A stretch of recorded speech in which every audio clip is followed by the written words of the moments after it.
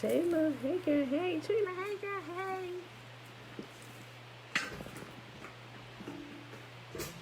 Talane, hey girl, hey.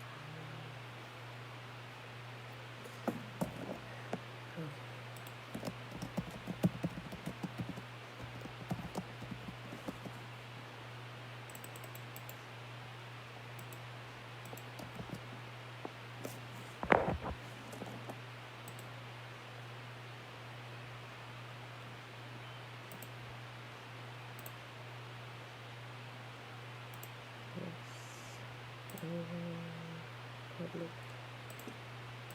done.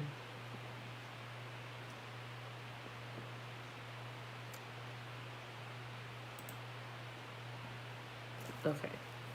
All right, y'all. YouTube is live now. All right, everybody. Happy Sunday. Happy Sunday. It is April.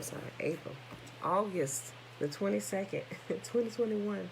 Day 240 of year 3 of reading through the books of the law and the prophets. And today we're reading Ezekiel 47, 48.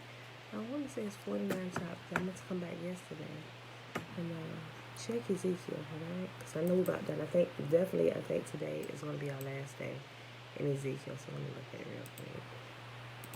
Double check my chapters.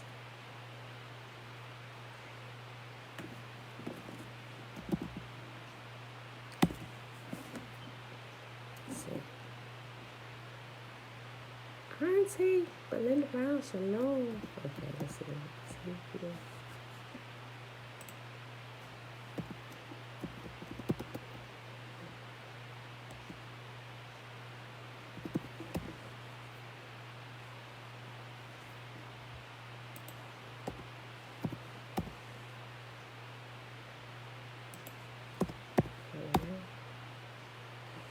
Okay.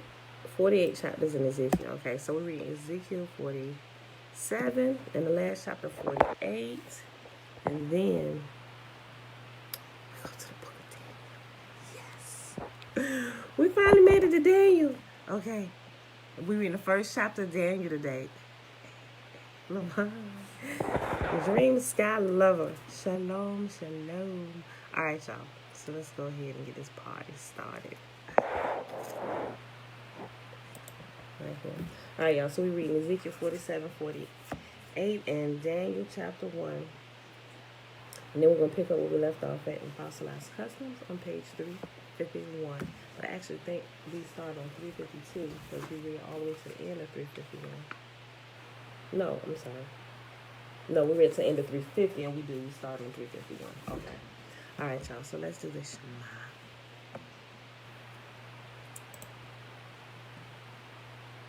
Which is found in Deuteronomy chapter 6, starting at verse 3. Hear, therefore, O Israel, and observe to do it, that it may be well with you, and that you may increase mightily, as Yahuwah, the mighty one of our fathers, has promised us in the land that flows with milk and honey. Hear, O Israel, Yahuwah, our mighty one, he is one. And you shall love Yahuwah, your mighty one, with all your heart and with all your soul and with all your might. And these words which I command you this day shall be in your heart, and you shall teach them diligently unto your children, and shall talk of them when you sit in your house, when you walk by the way, when you lie down, and when you rise up. And you shall bind them for a sign upon your hand, and they shall be as frontlets between your eyes. And you shall write them upon the posts of your house and on your gates. And Yahuwah commanded us to do all these statutes, to fear Yahuwah our mighty one, for our good always, that he might preserve us alive, as it is at this day. And it shall be our righteousness if we observe to do all these commandments before Yahuwah our mighty one, as he has commanded us. Christy, hey girl, hey. All right,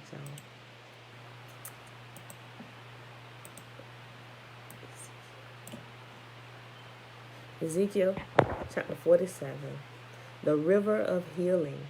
In my vision, the man brought me back to the entrance of the temple. There I saw a stream flowing east from beneath the door of the temple and passing to the right of the altar on its south side. The man brought me outside the wall through the north gate and led me around to the eastern entrance. There I could see the water flowing out through the south side of the east gateway. Measuring as he went, he took me along the stream for 1,750 feet and then led me across. The water was up to my ankles. He measured off another 1,750 feet and led me across again. You said you were making a smoothie. Get the message for me. Okay, so I got this. I told you I would make the smoothie after the reading. You want some of this now? Okay, you want to take it to Dad?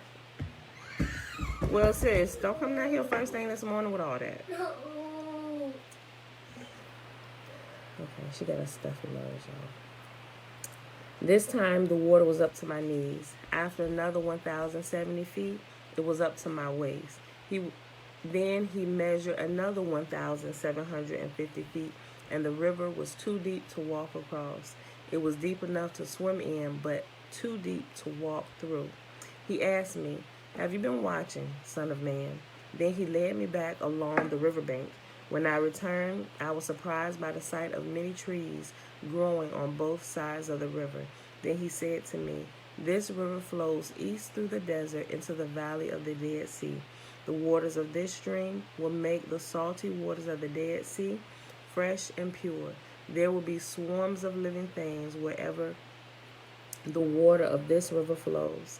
Fish will abound in the Dead Sea, for its waters will become fresh. Life will flourish wherever this water flows. Fishermen will stand along the seashores of the Dead Sea, all the way from En-Gedi to En-Eglaim.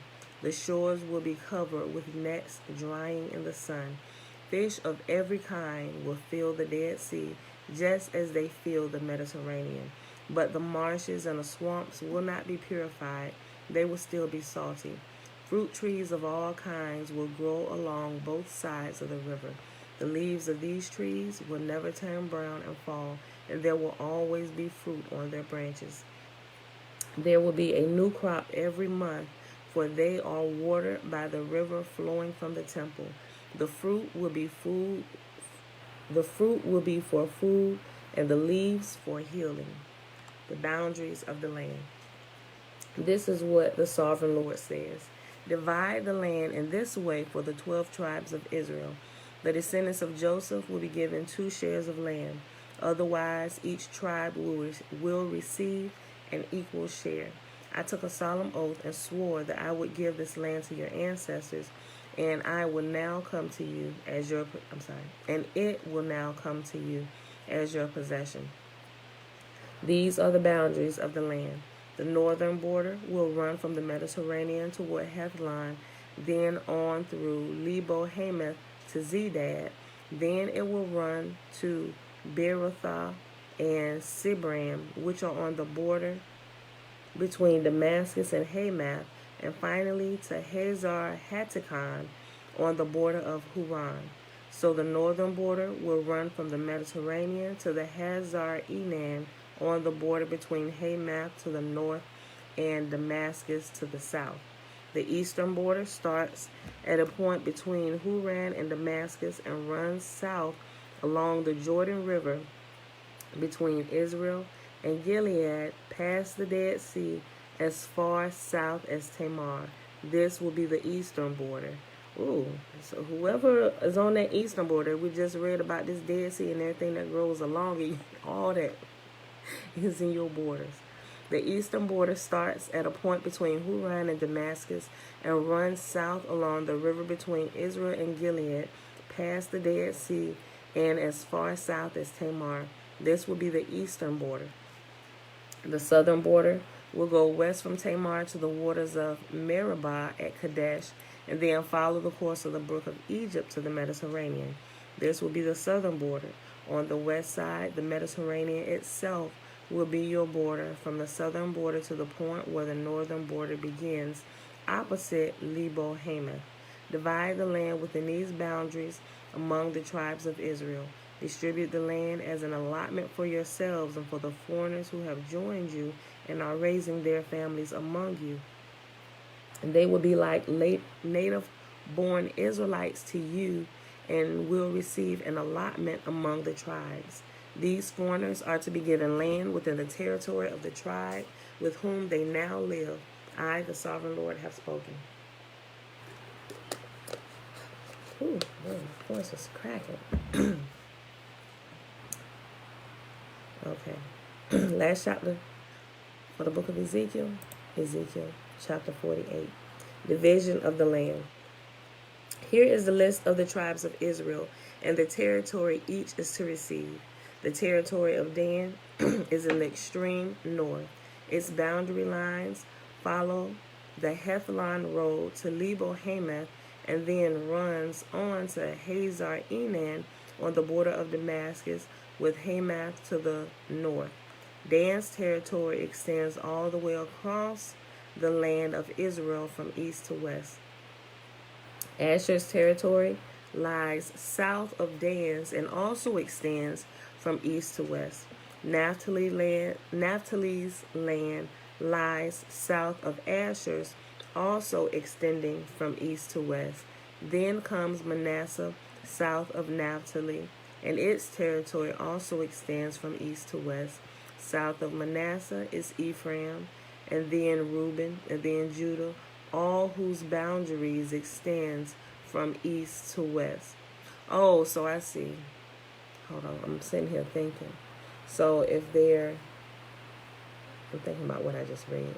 So they start here and their borders, they're pretty much on top of each other, and they're running from east to west, which means just about all of them, they all should be able to partake in the riches that are being grown along the Dead Sea.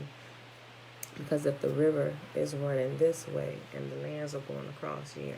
So everybody is like, yeah, you get a bit of everything. Okay. Asher's territory lies south of Dan's and also extends from east to west. Naphtali's land lies south of Asher's, also extending from east to west. Then comes Manasseh south of Naphtali, and its territory also extends from east to west. South of Manasseh is Ephraim, and then Reuben, and then Judah, all of whose boundaries extend from east to west. South of Judah is the land set aside for a special purpose. It will be 8 1/3 miles wide and will extend as far east and west as the tribal territories, with the temple at the center. The area set aside for Yahuwah's temple will be 8 1/3 miles long and 6 2/3 miles wide. For the priests there will be a strip of land measuring 8 1/3 miles long by 3 1/3 miles wide, with Yahuwah's temple at the center. This area is set aside for the ordained priests, the descendants of Zadok, who served me faithfully and did not go astray with the people of Israel and the rest of the Levites. It will be their special portion when the land is distributed, the most sacred land of all. Next to the priest's territory will lie the land where the other Levites will live. The allotment The land allotted to the Levites will be the same size and shape that as that belonging to the priests, 8 1/3 miles long and 3 1/3 miles wide. Together, these portions of land will measure 8 1/3 miles long by 6 2/3 miles wide. None of this special land may ever be sold or traded or used by others, for it belongs to Yahuwah. It is set apart as holy. An additional strip of land, 8 1/3 miles long by 1 2/3 miles wide, south of the sacred temple area, will be allotted for public use, homes, pasture lands, and common lands, with a city at the center. The city will measure 1.5 miles wide on each side, north, south, east, and west. Open lands will surround the city for 150 yards in every direction. Outside the city, there will be a farming area that stretches 3 1/3 miles to the east and 3 1/3 miles to the west along the border of the sacred area. This farmland will produce food for the people working in the city. Those who come from the various tribes to work in the city may farm it. This entire area, including the sacred lands and the city, is a square that measures 8 1/3 miles on each side. The areas that remain to the east and to the west of the sacred lands and the city will belong to the prince. Each of these areas will be 8 1/3 miles wide, extending in opposite directions to the eastern and western borders of Israel, with the sacred lands and the sanctuary of the temple in the center. So the prince's land will include everything between the territories allotted to Judah and Benjamin, except for the area set aside for the sacred lands and the city. These are the territories allotted to the rest of the tribes. Benjamin's territory lies just south of the prince's land, and it extends across the entire land of Israel from east to west. South of Benjamin's territory lies that of Simeon, also extending across the land from east to west. Next is the territory of Issachar, with the same eastern and western boundaries.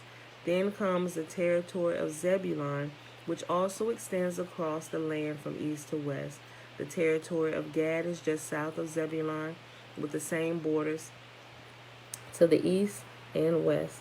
The southern border of Gad runs from Tamar and the waters of Meribah at Kadesh, and then follows the brook of Egypt to the Mediterranean. These are the allotments that will be set aside for each tribe's exclusive possession. I, the sovereign Lord, have spoken. Uncle JB, good morning. Mom, shalom. Kurt, Sandy, shalom. These will be the exits to the city. On the north wall, which is 1.5 miles long, there will be 3 gates, each one named after each tribe of Israel. The first will be named for Reuben, the second for Judah, the third for Levi. On the east wall, also 1.5 miles long, the gates will be named for Joseph, Benjamin, and Dan. The south wall, also 1.5 miles long, will have gates named for Simeon, Issachar, and Zebulun.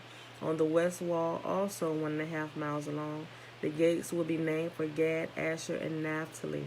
The distance around the entire city will be 6 miles, and from that day, the name of the city will be "The Lord is there." And clearly, if you read Revelation, you'll know that this portion, when they're talking about the 12 gates in the city, it comes right from the book of Ezekiel, if you had not realized that. All right, last chapter for today, Daniel chapter 1. Daniel in Nebuchadnezzar's court. During the 3rd year of King Jehoiakim's reign in Judah, King Nebuchadnezzar of Babylon came to Jerusalem and besieged it. Yahuwah gave him victory over King Jehoiakim of Judah and permitted him to take some of the sacred objects from the temple of Yah. So Nebuchadnezzar took them back to the land of Babylonia and placed them in the treasure house of his God. Then the king ordered Ashpenaz, his chief of staff, to bring to the palace some of the young men of Judah's royal family and other noble families who had been brought to Babylon as captives. Select only strong, healthy, and good-looking young men, he said. Make sure they are well versed in every branch of learning, are gifted with knowledge and good judgment, and are suited to serve in the royal palace. Train these young men in the language and literature of Babylon. The king assigned them a daily ration of food and wine from his own kitchens. They were to be trained for 3 years. Then they would enter into the royal service. Daniel, Hananiah, Mishael, and Azariah were 4 of the young men chosen, all from the tribe of Judah. The chief of staff renamed them with these Babylonian names. Daniel was called Belteshazzar. Hananiah was called Shadrach. Mishael was called Meshach. And Azariah was called a bad Negro. No, it's Abednego.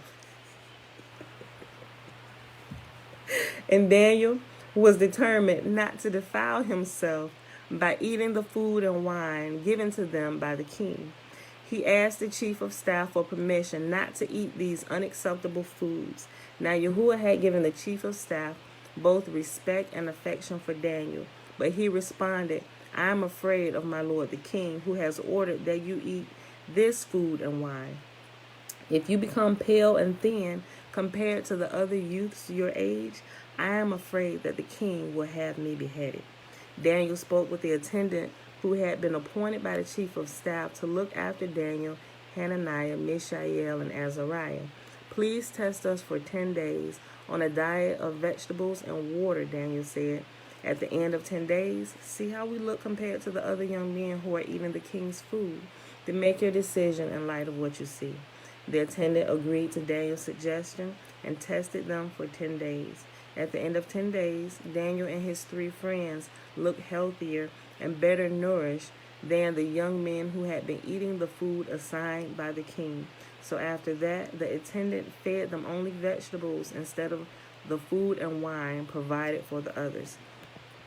Yahuwah gave these 4 young men an unusual aptitude for understanding every aspect of literature and wisdom.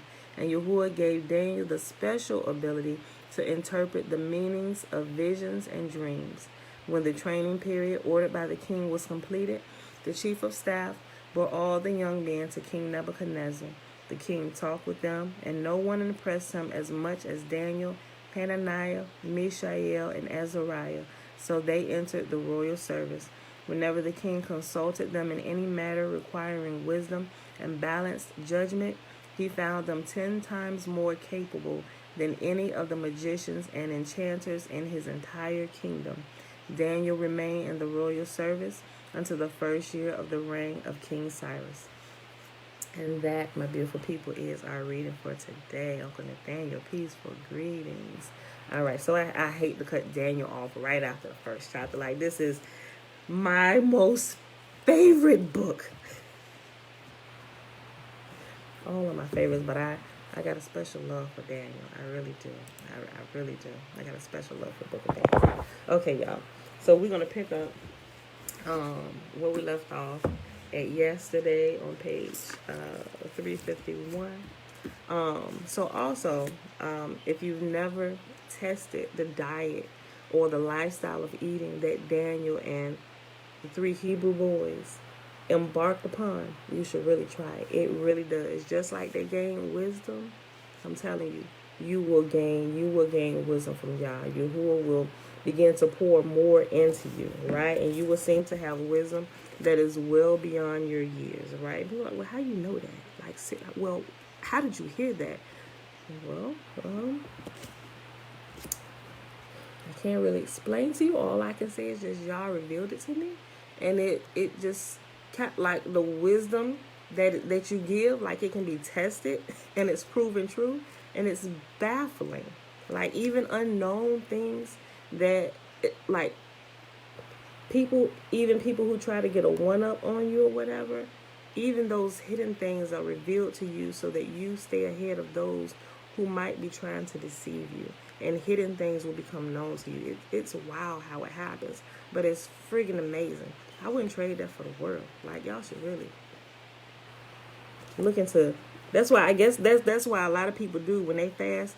They call it the Daniel fast, meaning they only eat like fruits and veggies, right? Some will just eat veggies, some will just eat fruits, some will do a compilation of both, right? But you will tell the difference. Even those who are going plant-based, you can really tell the difference in your body and the clarity that you get in spiritual things and insight than what you got while you were filling yourself with the king's meat, right? All the process with everything, how you, all the good taste and smell of the meats, the delicacies, the pastries, all of this stuff, right? If we forego the king's delicacies or those things that truly nourish the body and doesn't just satisfy the the gluttony in us or the desires of those things that eventually kill us or cause our bodies to be diseased, if we nourish our body with those things that truly give life, they truly give life. And you'll begin to experience life in every part of your body, not just your physical body, but even your spirit, your mental mind frame, your clarity gets better. It's just amazing. Yeah, that's right. Fish, is it okay to eat? Yeah, that's your choice, Kurt. You know, is it okay for you to eat? It might. How does it make your body feel when you eat it? Me, when as I was transitioning off to meat, I kind of went cold turkey. But then when I got pregnant with my fourth child, I kind of relapsed, if you want to call it that, because I was craving fried chicken and fried fish and stuff. And from that point, when I started doing that when I was pregnant with him, it took me like another whole 2 years to completely break myself away from meat altogether. You know, fish is considered meat. It's a protein. It's an animal, although it's a water animal. But depending on your body, Kurt, you know. But when you eat fish, it does the same thing to your body like beef or chicken or turkey or any other meat. It putrefies in your colon, in your system. It putrefies in your intestines. Yeah, they didn't say they were right. Dana, you right. They didn't say they were fasting. They were just eating what they were supposed to eat, right? That was their lifestyle. Yeah, it's good. It's special how the Most High looks out for his people, even in our capacity. He really looked out for them. Absolutely. Okay, y'all. So I just wanted to throw that in there. Y'all hear me talk about it a lot, right? And you should really try it. You know, even if you don't do it 100%, at least give yourself 30 days. Test it. Keep track of it. Oh, even right. Okay, even in our captivity, he really looked out for Daniel. You're right. Okay, y'all. The linchpin of all history, right? It says the first resurrection. Let's see. Okay, I'll read this. The first resurrection. It says Yahushua's return to earth. See, I said I'll read it because we know, well, first of all, if we know, it ain't gonna be Yahusha. What the world, or who the world calls Yahushua is really another term for who they think Jesus is, right? It ain't gonna be him. It's not gonna be him. And if you think it's gonna be him, you might want to go through and read the scriptures, right? It's not gonna be him. It's gonna be Yahuwah. And that's not gonna be for a very, very long time when he come and he abides with his people, right? Okay.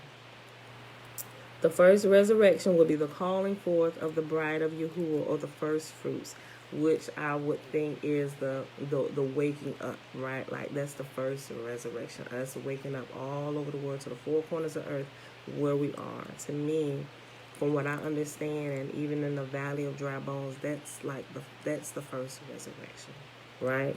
Okay. This is a time of the wedding supper of the Lamb. These are all the idioms describing the chosen ones and their joining to Yahuwah when all his fullness dwells in them. At the first resurrection, a changing of the guard will occur, as the beast and the false prophet will be the first and only ones to enter into the lake of fire. Do you want some of this? Okay, very good. Who or what is the beast? The beast is an idiom for the reign of Babel. The beast is the bureaucracy of Babel currently reigning in the world. It's a highly organized, authoritarian structure of teaching authorities and governments. It includes Babel's operation, system, network, and pattern of behavior, and all witchcraft, along with the orders of the world system, clergy, nobility, and laity. The reign of Yahuwah is near, and that is our message. At Yahuwah's coming, this beastly reign will be completely wiped out. Babel the Great is fallen, is fallen. Revelation chapter 18 and 2. The beast is not literally a person, and neither is the false prophet. These two entities represent the authoritarian control that is to be taken out of the way when Yahuwah begins his reign, which I have come to believe even before I heard him saying it here. It's true. It's the entire system. We were born into the beast system, while people looking for an actual beast or the Antichrist to service. I'm like, bro, we living in them days. Like, we living in the Antichrist system. People looking for like one person. Oh my gosh, that's the Antichrist. He gonna start beheading Christians. Like, those are flights of fantasy, people.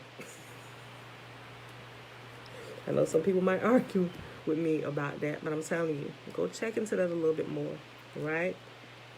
The bureaucracy of Babel and the office of the false prophet never rise again to reign over the earth.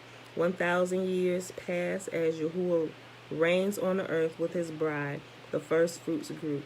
The first fruits are his chosen Nazarene, branches fully connected to him, the root of all power and authority. The first two to enter the lake of fire are the beast and the false prophet, an office claiming to be the Holy Father, meaning they're going to completely go away, right? You ain't going to have to worry about them and their foolishness no more. And I saw the beast representing the bureaucracy of Babel, which includes the false prophet, the first estate, and the sovereigns of the earth. And the sovereigns of the earth are, okay, so what he's breaking up the scripture, and in parentheses, after the beast, the false prophet, sovereigns of the earth, and after their armies, he put in parentheses what those represent. Okay, so I started again. And I saw the beast, who represents the bureaucracy of Babel, which includes the false prophet, which is the first estate, and the other sovereigns of the earth. The other sovereigns of the earth are the nobility, which is the second estate, and their armies are the common people, or the laity, or also known as the third estate. All of them gathered together to fight him who sat on the horse and his army. And the beast was seized, and with him the false prophet, who worked signs in his presence, by which he led astray those who received the mark of the beast and those who worshipped his image. The two were thrown alive into the lake of fire, burning with sulfur. Revelation chapter 19, verses 19 through 20. Why are the beast and the false prophet thrown into the lake of fire? The beast and false prophet are the facilities of the reign of Babel. They oversee all world authority given to them by the dragon. Yahuwah's reign will annihilate the dragon's hold over mankind. The dragon offered Yahusha the authority to reign over the entire bureaucracy of Babel. Again, the devil took him up on a very high mountain and showed him all the reigns of the world and their esteem, and said to him, all these things I shall give to you if you fall down and worship me. Matthew chapter 4, verses 8 and 9. If we interpret the idiom lake of fire literally to be a sea of flames for eternal torture, rather than a term meaning utter annihilation, then we have ignored the idiom. We miss the meaning of the beast and the false prophet as well. These two authorities, principalities, and powers that have to be taken out of the way at Yahuwah's coming. It's not the reign of the Holy Spirit that's taken out of the way. And now you know what restrains for him to be revealed in his time. For the secret of lawlessness is already at work, only until he who now restrains comes out of the midst, right? The one who restrains all righteousness from breaking forth. It's the reign of Babel, and it's talking about the reign of Babel being taken out of the way. And I know you here in church, they completely say the opposite of this. They think when the Holy Spirit is taken, all the saints is going to be taken away. Then it's going to be utter chaos and devastation on the earth. And it's going to be a reign of the Antichrist. That ain't what it's saying. That ain't even what it's talking about. It's the opposite. Babel, the reign of Babel, the beast system, is the one that restrains all holiness and goodness from overflowing the earth, right? That thing restrains. That thing will be removed and taken out of here. Utter annihilation, right? Remember that. Church teach everything backwards. And now you know what restrains. And if they hadn't been teaching this backwards, the good old saints wouldn't be believing they're going to be snatched up out of here, off into the air somewhere. That is not what's going to happen. Remember, the righteous inherit the earth, and the wicked are rooted out. I.e., he who restrains, the wicked system, beast system that restrains righteousness from coming forth, will be rooted out of the earth. All that is not good will be pruned, plucked up, rooted. All the tares is going to be separated from the wheat. It's going to be taken and thrown to the fire. All of this is the same idioms explaining the same thing. There's going to be one taken and one left. You want to be the one that's left, right? And they teach you in church, ooh, you left behind. You're going to endure the reign of the beast, the Antichrist. Y'all are reading this, but your interpretation and understanding this is all jacked and screwed, right? And it's like we're reading the same words, but your understanding is completely different, right? And the whole Left Behind series don't make it any better. They're further pushing this lie. They're teaching you, and they're playing movies in front of your face, and it's giving you the wrong perspective. Why put Poppy up here with this? I don't know, just because you chose to do it. They try to guide your... I did. Dad did. Okay, they try and guide your perception of what's being said to get you to ignore what's right in front of your face. Like, yes, this says that the sky is red, but clearly the sky is blue, right? It's like one of those type of things. They try to fool you. They try to fool your eyes. But with your eyes you can see, but also with your eyes you can be deceived. And it's one of those type of things where they're teaching everything backwards. Yes, sweetie. I can have your eyes get in. No, your nose and stuff. You still talking about candy. No, that's not going to make it better. Wait for me to juice you something. Close it up. Close it up. I'm going to send you upstairs. Don't start it. Close my freezer. I know you do, but you're not getting any. All right, so chill. All right, hold on, y'all. 1 second. Hold on. We about to do this. Upstairs.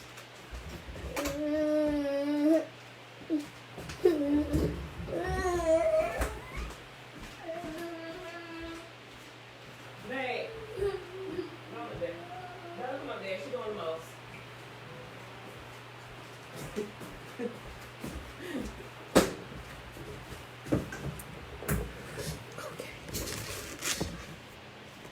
Back. Okay, so he who restrains is the beast system, the restraining all holiness and righteousness and what's good to come through, right? That is going to be taken away. Not the Holy Spirit and all the saints. They ain't going to be taken away. The saints is left, people. The righteous inherit the earth. The wicked are rooted out. Remember that. Yahuwah says that all the way through Old Testament. You read it. When we get to the new, and actually when you get to the new, that kind of lines up with that, but for some reason when they teach it, they flip it around, right? So now you got people believing that, you got people paying to get out of purgatory, and all this kind of dumb crap. I'm just saying, I know some people don't like when I say that, because they believe it, but it is what it is, people. I didn't make it up. I'm just repeating it, right? All I'm doing, I'm sitting here, I'm just reading this stuff to y'all. These two are authorities, principalities, and powers that have to be taken out of the way at Yahuwah's coming. It's not the reign of the Holy Spirit that is taken out of the way. And now you know what restrains for him to be revealed in this time. For the secret of lawlessness is already at work, only until he who now restrains comes out of the midst. And he who restrains is he who is working lawlessness, right? That's the secret, is him. And then the lawless one shall be revealed, whom the master shall consume with the spirit of his mouth and bring to naught. Naught is annihilation, lay waste, with the manifestation of his coming. The coming of the lawless one is according to the working of Satan, with all power and signs and wonders of falsehood, and with all deceit of unrighteousness in those perishing, because they did not receive the love of truth in order for them to be delivered. And for this reason, Yahuwah sends them a working of delusion for them to believe the falsehood, in order that all should be judged who did not believe the truth, but have delighted in the unrighteousness. 2 Thessalonians chapter 2, verses 6 through 12. And what is the truth? Yahuwah's law, Yahuwah's instructions. Oh Yah, your Torah is the truth. Amos talks about it. Those who reject knowledge, right? It's not rejecting Jesus. He said no. Matter of fact, and if you read about the suffering servant, it gives more clarity to all of this. It's the servant with knowledge of what's going on, right? It's the servant's knowledge, Israel's knowledge of the truth and the truth of Torah, and they explain it to the nations of the earth. Those who receive Torah receive the truth, right? Those are the ones who are saved. Now you can use your good common sense with actual facts and truth. Wait a minute. What in the world we been doing? Oh no, y'all can take that foolishness and go on with that. I'm staying right here. They ain't come get no spaceships and take me nowhere. Like, people's waiting for spaceships, my G. California, they seeing stuff in the sky. I ain't gonna say it's not there. I mean, some things clearly you can see in some places where you can't see it in others. I'm not saying it's not there. But I'm also not saying that it's not Project Bluebeam either. It could be. It could not be. But I'm just saying, if you think what you see up there is coming to take you off this earth, and if you leave with it, then you deserve everything that's coming to you. I'm telling y'all. The second resurrection. The second resurrection will involve the rest of mankind who did not merit the higher calling. They are not the bride, but are the great harvest, different from the first fruits. Remember, if you would say yesterday, we was talking about all these different idioms. And so when I'm saying these words and like putting first fruits or bride, higher calling, we know that these are idioms and it's referring to something else, right?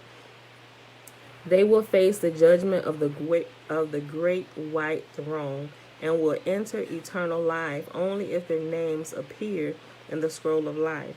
The rest will be sent into the lake of fire, where the beast and the false prophet are. This will also be the time the dragon and those malachim that follow him will enter into the lake of fire and face utter annihilation forever. They will inhabit the outer darkness, an idiom for non-existence. Those who face this loss will weep and chatter their teeth as they grope with the horrifying prospect ahead of them. Many believe they will be tormented for all eternity, but for that they would have to receive immortal bodies to endure the suffering. A better interpretation is that they will be tormented by eternity. A wonderful gift of infinite value. All they had to do was to submit to Yahuwah. They face a second death, and that death is eternal, meaning without end. They are destroyed or annihilated, laid waste, meaning you are no more, right? Like if you go into eternity, like your soul ceases to exist for eternity. And that's what it is, being forever. The second death, that's it. Like, there's nothing else left for you. Like, it's like you was here and then you were gone. No more. That's what that means. Okay. They face a second death, and that death is eternal, without end. They are destroyed, annihilated, laid waste. In Yahushua's illustration, notice the term grave. The Hebrew word used was Sheol, and it came to be that the beggar died and was carried by the messengers to the bosom of Abraham, and the rich man also died and was buried. And while suffering tortures in the grave, having lifted up his eyes, he saw Abraham from far away and Lazarus in his bosom. Lazarus is Lazarus. Luke chapter 16, verses 22 through 23. The Pharisees believed in the resurrection from the dead, and that belief is based on references in the Tanakh. When a person died, it was said that they were gathered or slept. Genesis 25, verse 8. And Abraham breathed his last and died in a good old age, aged and satisfied, and was gathered to his people. This is an idiomatic description of death. Idiomatic expressions apply themselves to specific conversational applications familiar only to a native group or period. Our own English language receives new words due to culture and technology. Yahushua used the colloquial expression bosom of Abraham to bring attention to the huge gap between the life of a rich man and of a poor man. The rich man would not help the poor man during his life, knowing he needed help.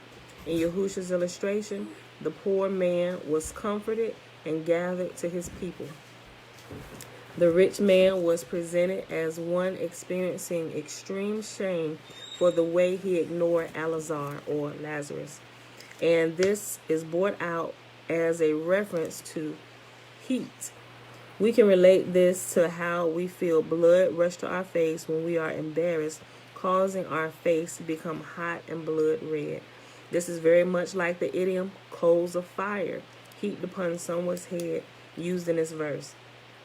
Beloved, do not revenge yourselves, but give place to wrath, for it has been written, vengeance is mine, I shall repay, says Yahuwah. Instead, if your enemy hungers, feed him. If he thirsts, give him a drink, for in doing so you shall heap coals of fire on his head. That's Romans chapter 12, verses 19 and 20. By misunderstanding idioms, people can leap to bizarre conclusions. We should look before we leap. Lake of fire, annihilation or eternal torture. The lake of fire is an idiomatic expression for a place of utter destruction and is the second death, not eternal life. In Yahushua's time, it was referred to as Gehenna. At this time, it is not occupied by anyone, meaning Yahuwah has not yet annihilated or destroyed anyone. The first to enter it will be the beast and false prophet at Yahuwah's coming. We are to fear not those who can kill the body, but rather the one who can destroy both being. Being is nefesh in Hebrew, N-E-F-E-S-H. But we are to fear him. We are to fear not those who can kill the body, but rather the one who can destroy both being and body. Matthew chapter 10:28. And do not fear those who kill the body, but are unable to kill the being, but rather fear him who is able to destroy both being and body in Gehenna, or soul and body, or spirit and flesh, right? Our makeup has two components, not three. In this verse, we see the word destroy used. Without knowing about the idioms, many have claimed the scriptures contain contradictions because most people have received doctrines based on misunderstood idioms and misinterpretations. Yahuwah's true character is not known. Many believe Yahuwah is a terrible, unforgiving God of the Old Testament, When they learn that he is the same yesterday, today, and forever, and comprehend how great his love truly is for us, kings will shut their mouths. Isaiah chapter 52, right? Remember, we read about that because that leads into Isaiah chapter 53, the suffering servant, which is Israel, and kings shut their mouths. And Yahuwah referred to Israel as one person, but if you keep reading, you will realize that he's talking about the entire nation of Israel. Like, kings shut their mouths when they realize how Yahuwah truly stands up for his people and protects them and looks out for them, right? That's what they're talking about in Isaiah 52. So you can't read Isaiah 53 without reading Isaiah 52. Matter of fact, you should go all the way back to 50 and read all of them in context so you can really see and understand that Isaiah 53 is not a foretelling of Jesus Christ. It's talking about Israel.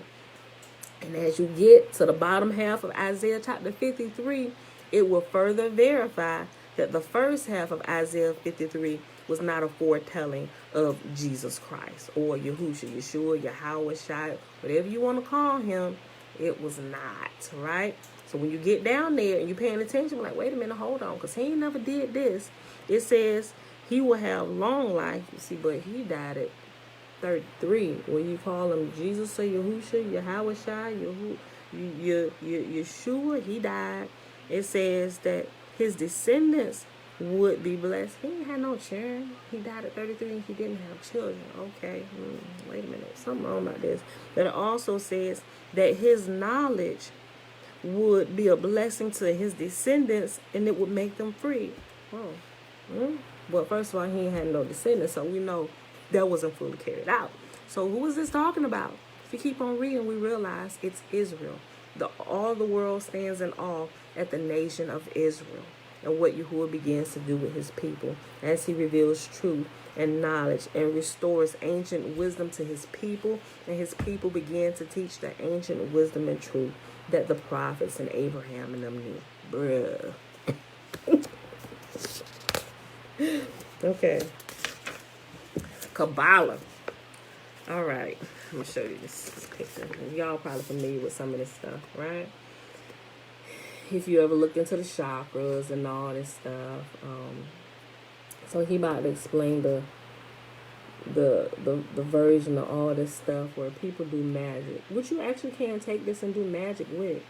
But there is a physical element to all of this that's described in the body where everybody have, right? So that's what the portion I talk about, where it's showing this, and it has the medical caduceus going through the body, which is connecting all the chakras or the energy centers, right? Everybody has these, right? And it's connected to actual organs in your body. Although you can see the organs, you can cut somebody's body open and see the organs, but what you can't see is the energy that it produces for the body, which is what they produce. And that's what, when you hear a lot of people talking about, they're talking about that type of energy that causes the body to operate, right? Because you see me moving around, the energy that I have, you can see the result of my energy by seeing my flesh move around, right? But my body in its working order down my spine is my main organs, which are attached to energy centers, right? If one breaks down, it begins to affect the other. That's why when you cleanse your body, you should clean it properly in a certain line, because as it begins to detox, different things will flow through the liver and the kidneys, and you don't want to defeat your own purpose of cleansing, right? So if you're actually taking herbs and stuff, when you're taking herbs, you should do it in a certain order just to make sure you're not cleansing something and then you're going to go cleanse another portion. Hold on.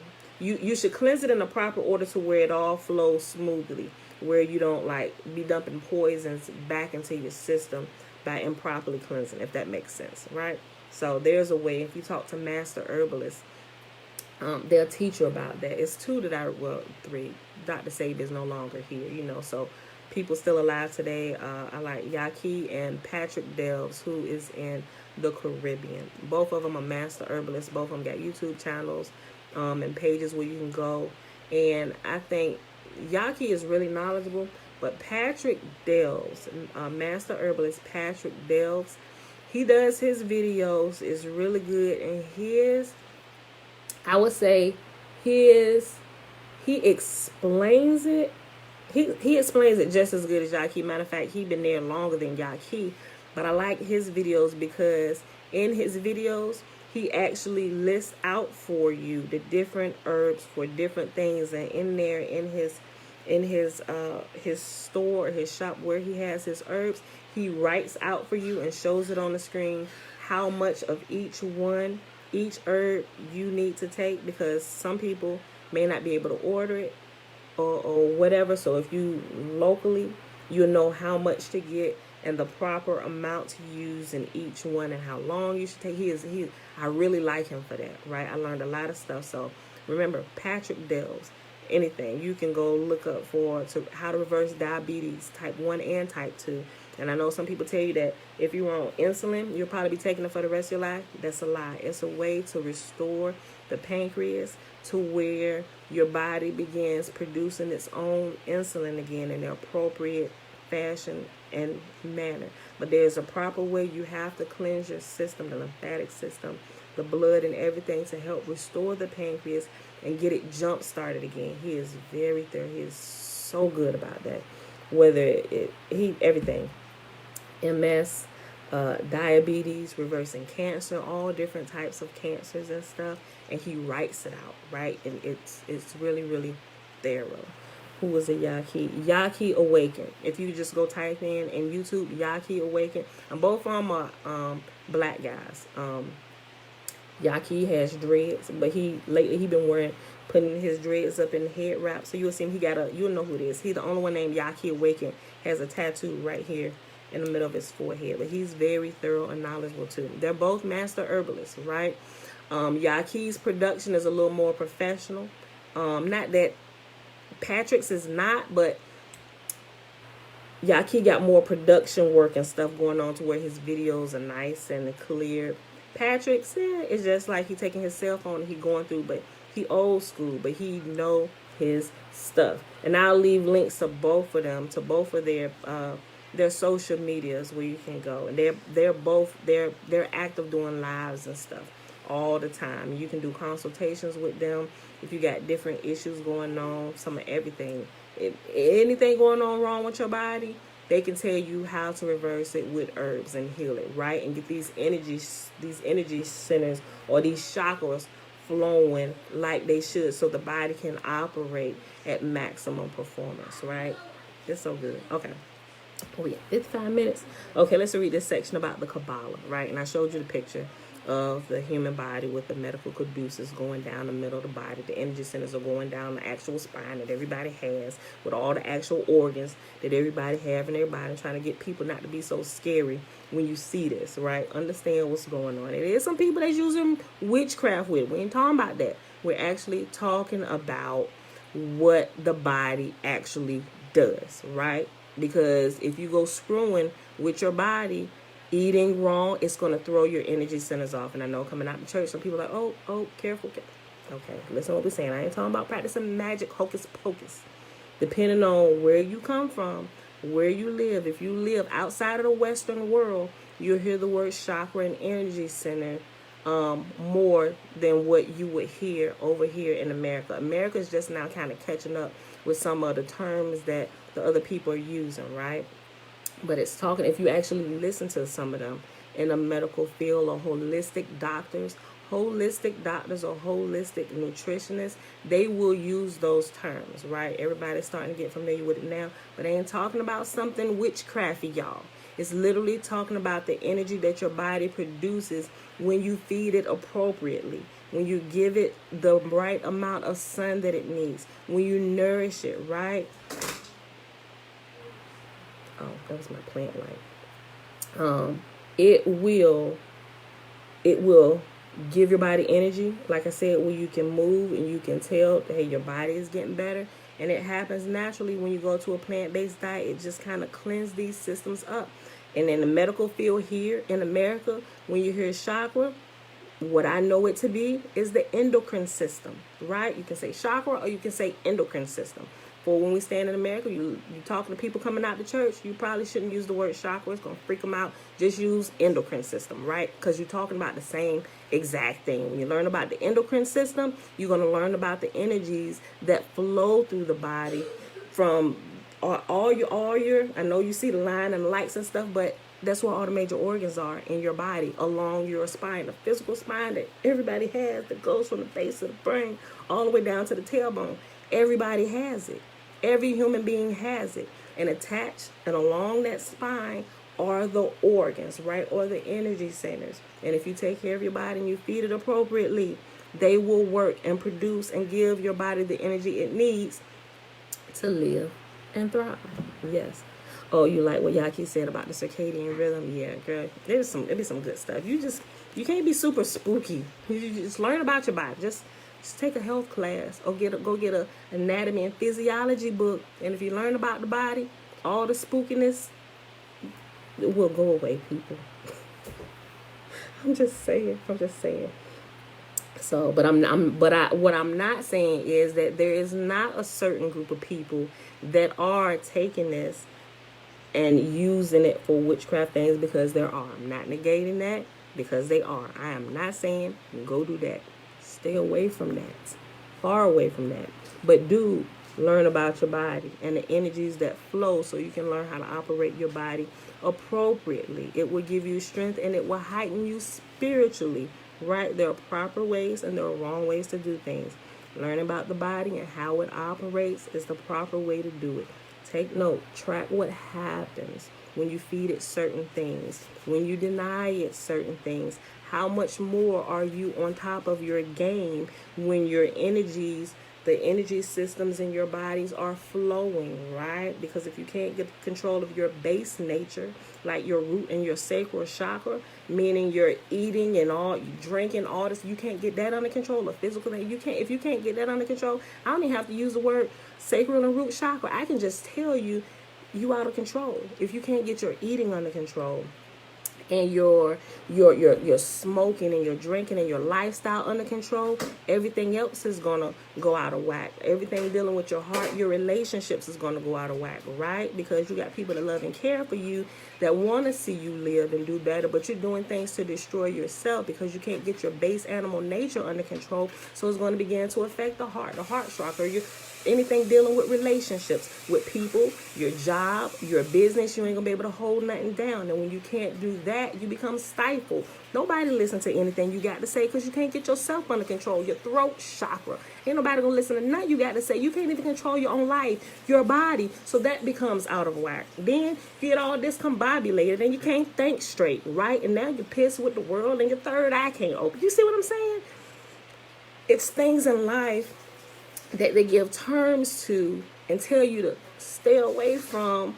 Okay, I get that, but when you understand what's really happening and you just learn about your body and how it affects every area of your life, common sense will begin to click in. And you don't have to use the chakra terms or anything. Just so you can just put those terms here, you just put them away. Don't use them.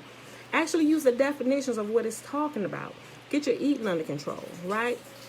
Stop eating a bunch of junk, right? Level your body out. Get it the proper exercise, right? Learn how to be efficient. Learn how to do your job well. Learn how to show up to work on time in your business. Learn how to be diligent in your studies, right? Learn how to fix relationships. Forgive people. Give somebody another chance. You know, not everybody deserve another chance. I ain't saying giving people that don't deserve another chance. You see what I'm saying? Learn how to work through these issues in life. And when you do, your life will begin to pan out and it becomes smooth, and you can better fulfill your life's purpose or whatever it is you want to do. Relationships will come better when you get your life under control, because you can control yourself, and now you're just not going to accept any old thing from anybody that want to give you and do anything to you that they want to do. Your boundaries are set, and you don't allow anybody to cross those boundaries, right? All of this is about simply bringing yourself, nobody else, yourself, into balance, right? And becoming balanced and at peace with all that is around you, right? And you can live and you can grow and you can understand, you can raise a healthy family and repeat the cycle and teach them how to live and grow and be healthy individuals, keep good relationships, restore what's broken. Oh my gosh, spiritual insight, dreams come alive, wisdom comes to you. That's all this is, right? But he's going to go into some of the hocus pocus, witchcrafty stuff, right? Okay. Kabbalah, aka Kabbalah, it sounds the same, but it's spelled with a C. The mysticism of rabbinic Judaism. This subject concerns teachings, not people.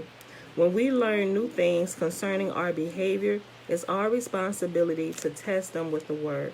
Kabbalah is the study of how to receive fulfillment. Advocates say it is a secret method to connect to forces to attain fulfillment. Its secrets are intended to be understood only by a small number of people with a specialized knowledge. Kabbalah is a mystical interpretation of inner meanings of the Torah and oral traditions of the fathers. It emerged 700 years after Islam with the publication of the Zohar. The Zohar is the chief Kabbalah text which directs Torah study along 4 levels of interpretation known by the acronym Pardes, which is Pardes, which means Parshat or simple or surface meaning. Then you have the second level, which is Remez, Remez, which means the hinted meaning, or it's hinting to you about something. And you have the search, which is the D', apostrophe RASH. And then you have the Sud, SUD, or the hidden meaning. Zohar, hey, I said I turned it off. Zohar means splendor and first appeared in Spain in the 13th century, published by Moses de Leon. Interest in the Zohar exploded during the 16th century through Rav, R-A-V, Isaac Luria. He promoted the Zohar, echoing Leon's claim that the thoughts were based on the writings of a first century rabbi. Okay, go over there and wash your hands. He promoted the Zohar, echoing Leon's claim that the thoughts were based on the writings of a first century rabbi, Shimon bar Yochai, under the inspiration of Elijah. Focusing on mystical concepts, Kabbalah reached its height in the later Middle Ages among the Hasidim. It involves esoteric or secret ciphers, codes, and approach to scripture directly condemned by Yahusha in Luke chapter 8. Kabbalah has evolved into new forms among Christians, New Agers, and occultists. The Kabbalist teacher's yoke or teachings allow his students to access higher level interpretations through so-called secret codes. Today we hear about codes being discovered, exploiting the curiosity of allegory-seeking individuals. Yahusha contrasted his yoke with theirs. Take my yoke, or yoke means teaching. Take my yoke upon you and learn from me, for I am meek and humble in heart, and you shall find rest for your beings. For my yoke is gentle and my burden is light. Matthew chapter 11, verse 29 and 30. The Kabbalah student looks upon his teacher as his exalted one, hence the title Rabbi, my exalted one.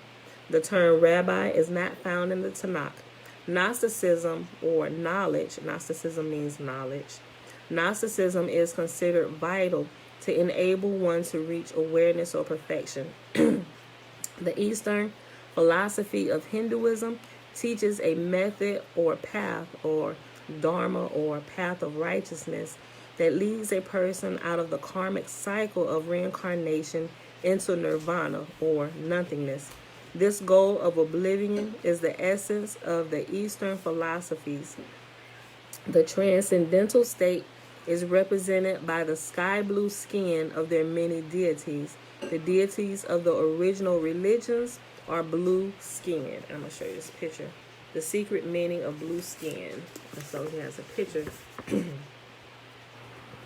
I know that don't look blue to you because this is like black and white. But if you know this face, if you ever watch TV, you know those guys. They be in like these little tight, skin tight body leotards, and they're painted blue. So if you recognize his face, you would know that he's blue.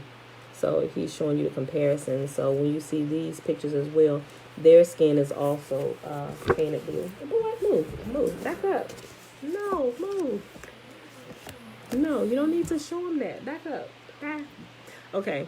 As we consider the origins of Kabbalah, we draw parallels everywhere to Hinduism's mystical thought. The terms Zohar, splendor, nirvana, enlightenment, connecting, yoking to forces, energies, the 4 levels of interpretation, dharma, rabbi, guru, and much more indicate that there is a direct correlation between Kabbalah and karmic traditions of Hinduism by means of a methodical presence of learning, aka Gnosticism. Truly I say to you, whoever does not receive the reign of Yahuwah as a child shall certainly not enter into it. Mark 10, chapter 15. Kabbalah means receive. Back up.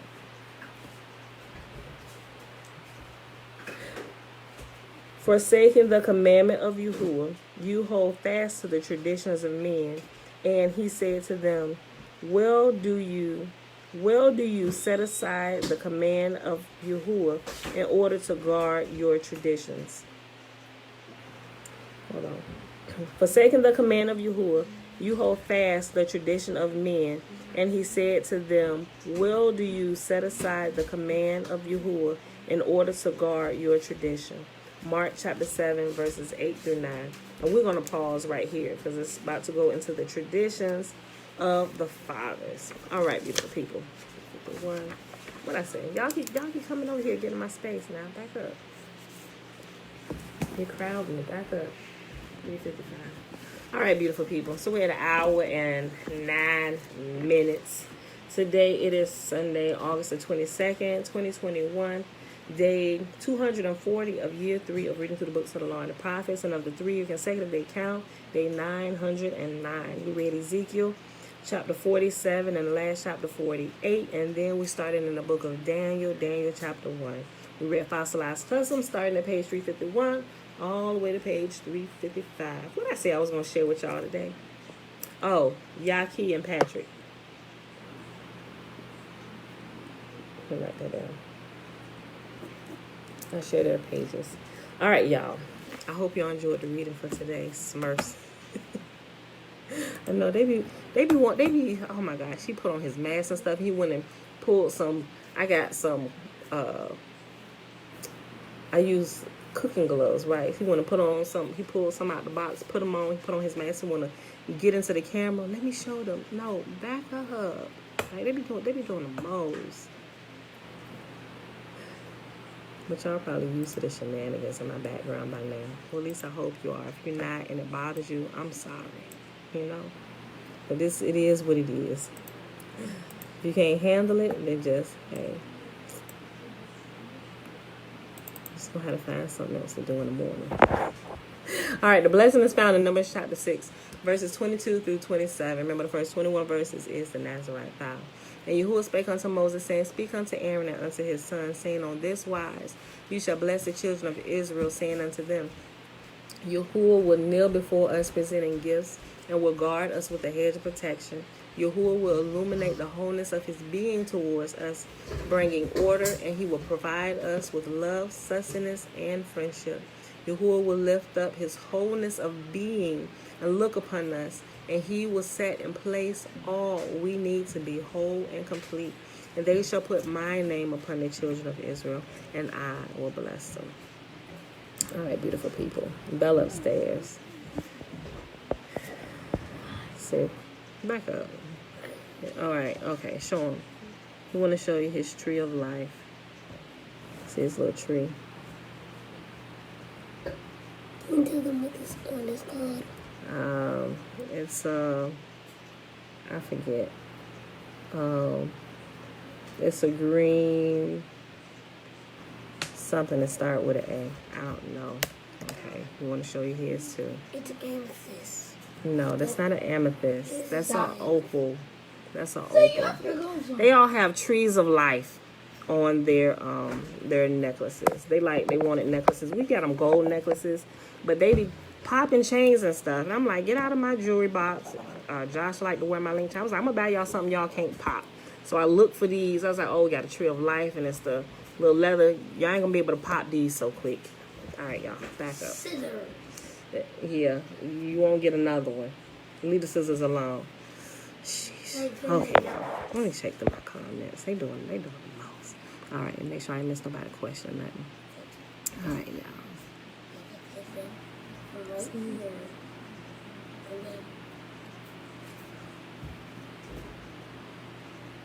Thanks, Jessie. She said, please be careful what you watch, Sister Shalom. I will, sis. Thank you for that. Okay, Smurfs. Yeah, I know, right? Get out of here, y'all. All right, y'all. With that being said, baby girl is not here today to end the video, so I'm going to end it. All right, little bird. All right, y'all. I'll see y'all tomorrow. No, I won't see y'all tomorrow. We won't be here tomorrow. I'll see y'all Tuesday, 7:15 a.m. Eastern Standard Time. Mama, we're gonna be at. All right, y'all. Bye.